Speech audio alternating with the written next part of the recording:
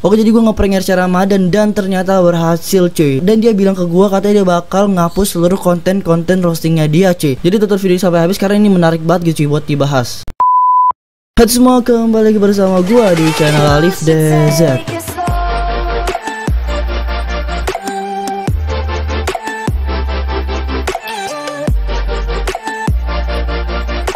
Oke, coba video kali ini balik lagi ke konten gue men. Jadi pada video kali ini gue bakalan mencoba ngeprank si RC Ramadan gitu cuy. Gue menyiapkan suatu editan yang bisa bikin dia panik gitu cuy. Ini kalian bisa lihat aja nih.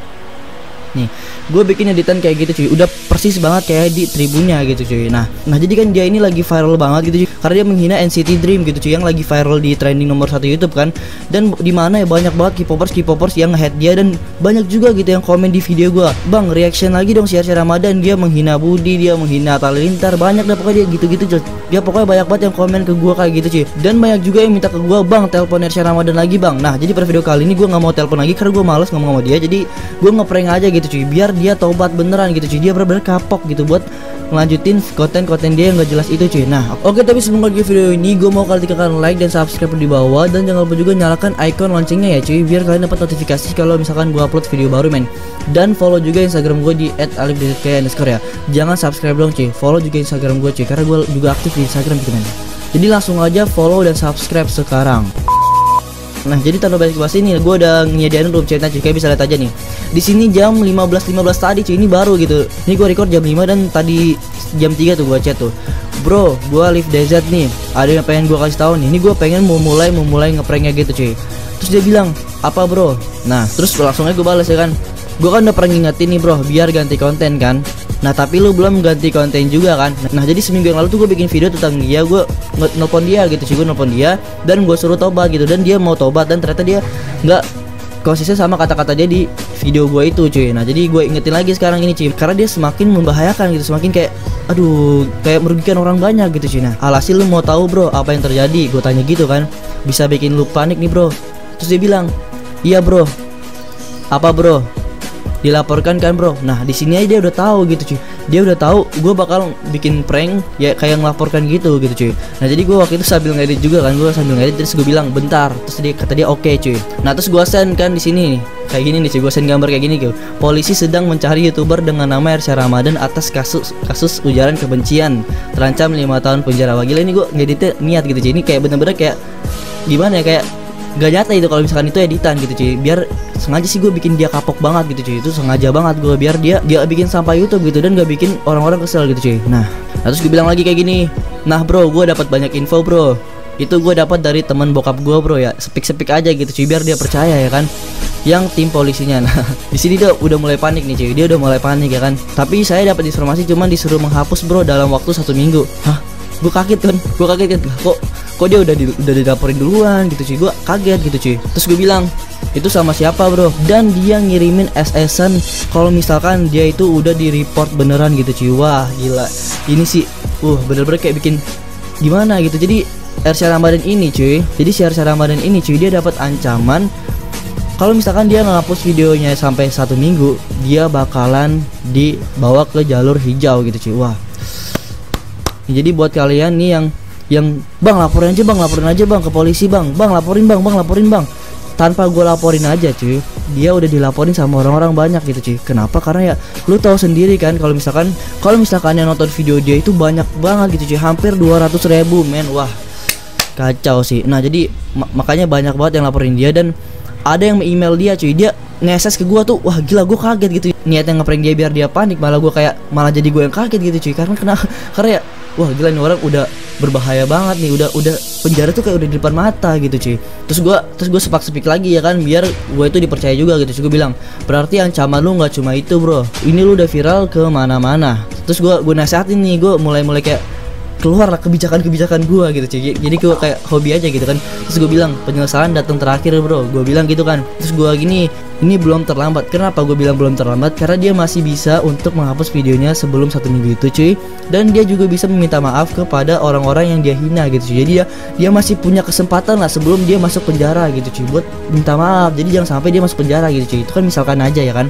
Nah dan di sini bilang dikasih waktu 1 minggu Kalau tidak baru diangkat ke meja hijau. Wadaw ini udah kacau banget ini cuy. Nah terus gue tanya nih, kan dulu gue pas di konten video yang nelfon dia, gue tanya lu mikir gak sih ke depannya, terus kata dia mikir kan.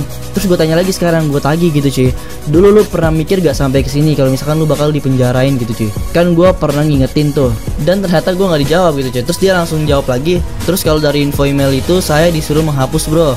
Terus gue sepak-sepik lagi nih cuy biar dia percaya kan.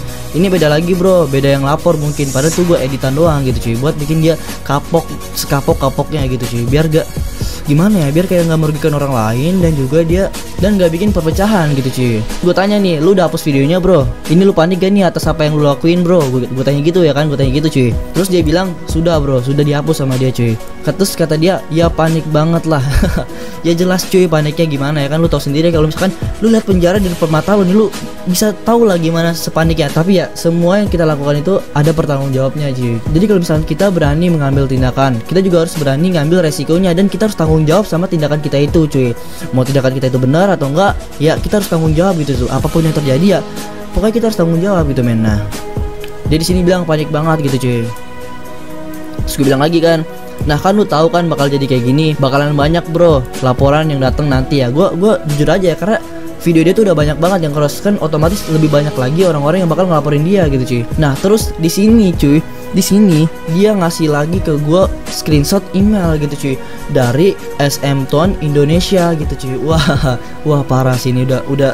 Nah jadi udah kayak bener-bener ditindak serius oleh pihak SM Ton dan pihak-pihak yang di roastingnya gitu cuy. Wah ini, nah jadi emailnya itu kayak menuntut si Ersya Ramadan ini cuy.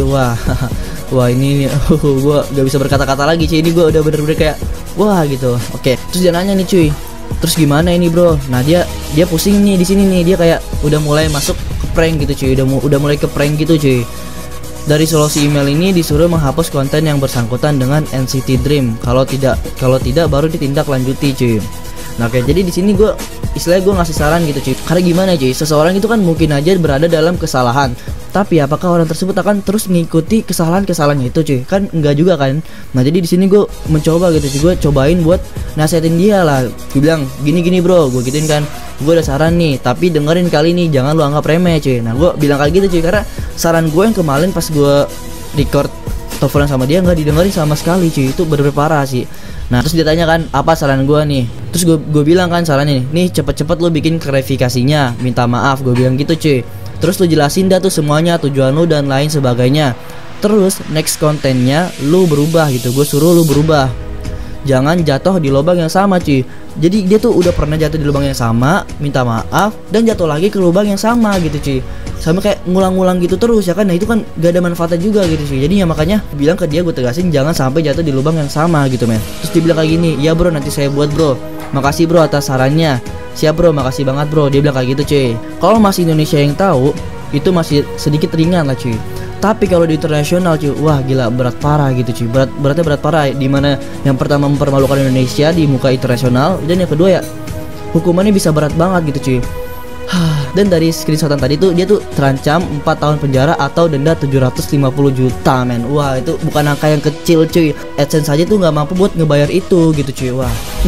Oke, kita next lagi nih cuy. Terus gue bilang lagi kan, lu masih muda, jangan mau ngabisin waktu di penjara cuy. Gue bilang kayak gitu cuy, karena gue sejujurnya gue kesel juga gitu cuy, ngeliat kelakuannya dia yang bikin konten roasting. Makanya gue peringatin gitu, gue kayak ngasih motivasi juga lah cuy, biar dia kayak terangkat untuk minta maaf ke seluruhnya, dan juga ya gitulah cuy, menghapus konten-kontennya. Terus gue gituin. Terus dia ngirim emot sedih sama nangis gitu cuy, emot sedih berkaca-kaca gitu cuy. Nah ini gue tegasin lagi nih, gue tegasin setegas-tegasnya cuy, pakai tanda kutip tuh. Gila gacor.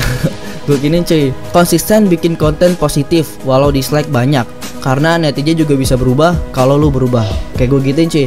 Kenapa ya? Karena ya netizen bisa berubah cuy. Banyak kok youtuber yang berawal dari kejelekan, tapi seiring perjalanannya dia bisa ngerubah konten dan dia jadi lebih baik. Netizen dia juga jadi baik gitu cuy. Jadi ya gue ambil pengalaman itu sih dari teman-teman gue ya. Contohnya si Ilham Sanjaya men. Terus gue bilang, nih lu inget dalam-dalam bro, gue gituin ya kan. Terus dia balas lagi, siap bro, makasih atas sarannya bro. Terus gue giniin, oke bro, gue tunggu dah lu ubah konten lu ya kan. Saran gue lagi nih bro.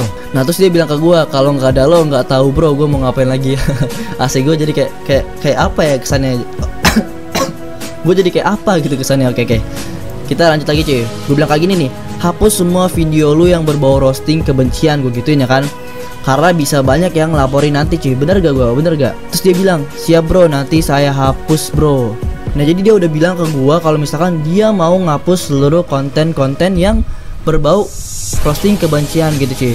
Nah jadi kalian langsung aja spamin ke videonya dia atau ke YouTube dia, kalian bilang, bang, gua tagih janji lu dari Alif DZ bang buat ngapus video-video lu. Kalau misalkan dia belum ngapus videonya cuy, tapi kalau misalkan dia udah ngapus, wah oke, kita apresiasi lah cuy. Nah oke, jadi di next kontennya dia bilang ke gua dia bakalan bikin klarifikasi men. Dia bakalan bikin klarifikasi, minta maaf dan semacam-macamnya gitu cuy. Nah jadi sekarang gua bakal mengungkapkan pendapat gua aja nih cuy. Kan gua bilang tadi seseorang itu pasti pernah dalam kesalahan, tapi seseorang itu tidak akan terus-menerus mengikuti kesalahannya cuy. Gue bilang kayak gitu kan tadi. Nah jadi gini cuy, kita kan juga manusia men, kita juga beragama gitu cuy. Gue yakin kalian tuh pasti punya agama semua kan, dan dimana agama kalian tuh mengajarkan untuk kayak kejahatan dibalas dengan kebaikan cuy. Nah di sini gue kayak pengen ngasih saran aja nih cuy. Gue ngasih saran kepada kalian penonton gue. Jadi kalau misalkan si RC Ramadan ini beneran minta maaf dan semacamnya, ya kita sebagai manusia ya kita maafin aja gitu cuy. Karena sekarang juga kan lagi bulan Ramadan ya kan, kita nggak baik gitu cuy, kayak gitu-gitu. Nah tapi gue tahu gitu cuy, kalian tuh keselnya gimana, sama cuy, karena gue juga kesel gitu men. Nah jadi ya alangkah baik ya kita yang memaafkan gitu cuy, karena kan apa bedanya cuy kalau misalkan kita masih nge-head dia tapi dia udah berubah gitu cuy, kan sama kita kayak berbuat kejahatan gitu kan. Nah jadinya gue saranin kepada kalian ya, kalau misalkan dia minta maaf ya kita maafin aja cuy. Di sini gue bukan kayak so menggurui, tapi ya diajarin nama agama tuh gitu, keburukan dibalas dengan kebaikan gitu, karena ya kita bakal dapat manfaatnya di diri kita sendiri juga gitu cuy. Nah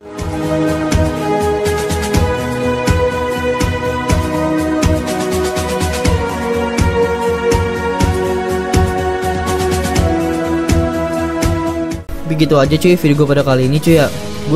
Gue menunggu banget si RC Ramadan ini ganti konten, dan gue minta pendapat kalian tentang video kali ini cuy. Tulis di kolom komentar sebanyak-banyaknya tentang pendapat kalian cuy, biar gue paham juga gitu gimana pendapat kalian setelah katanya dia pengen ngapus semua konten-kontennya itu cuy, karena di prank kali ini cuy. Nah, oke, jadi ya langsung aja komen di bawah, karena gue bakalan bacain komen dari kalian cuy, dan tentunya gue bakal kasih love komen kalian gitu cuy. Oke, mungkin segitu aja video gue pada kali ini cuy. Jangan lupa like, comment, subscribe, dan maafin gue kalau misalnya gue ada kesalahan kata. Dan so thanks for watching, stay positif. Gue Alif DZ, sampai di depan kalian, bye.